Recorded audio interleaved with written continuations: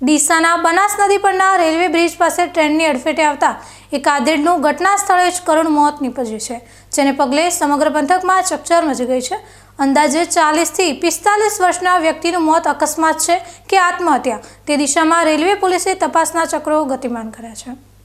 બનાસકાંઠાના ડીસામાં બનાસ નદી પર આવેલા રેલવે બ્રિજ નજીક આજે એક હૃદયદ્રાવક અકસ્માત સર્જાયો હતો, જેમાં રેલવે ટ્રેક પસાર કરી રહેલા એક વ્યક્તિ ટ્રેનની ઝપેટમાં આવી ગયા હતા।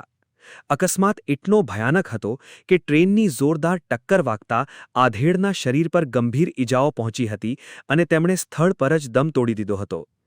ઘટના બનતાની સાથે જ આસપાસના લોકોના ટોળે-ટોળા ઉમટી પડ્યા હતા અને તાત્કાલિક ધોરણે રેલવે પોલીસને જાણ કરવામાં આવી હતી।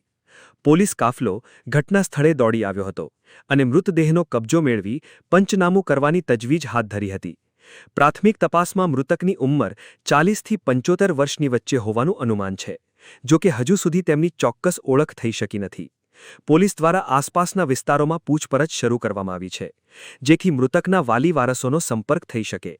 આ ઘટના પાછળના કારણો હજુ રહસ્યમય બન્યા છે કે આ વ્યક્તિ અકસ્માતે ટ્રેન નીચે આવી ગયા કે પછી કોઈ માનસિક તણાવને કારણે તેમણે આત્મહત્યાનું પગલું ભર્યું। હાલમાં તો પોલીસે અકસ્માત મોતનો ગુનો નોંધીને મૃતદેહને પોસ્ટમોર્ટમ માટે ખસેડવાની તજવીજ કરી છે અને આગળની કાયદેસરની કાર્યવાહી શરૂ કરવામાં આવી છે। આ ઘટનાને પગલે રેલવે પોલીસે ટ્રેકની આસપાસ અવરજવર કરતા લોકોને સાવચેત રહેવા અપીલ કરી છે અને ટૂંક સમયમાં મૃતકની ઓળખ કરી આગળના કારણો સ્પષ્ટ કરવામાં આવશે તેવું જણાવ્યું છે।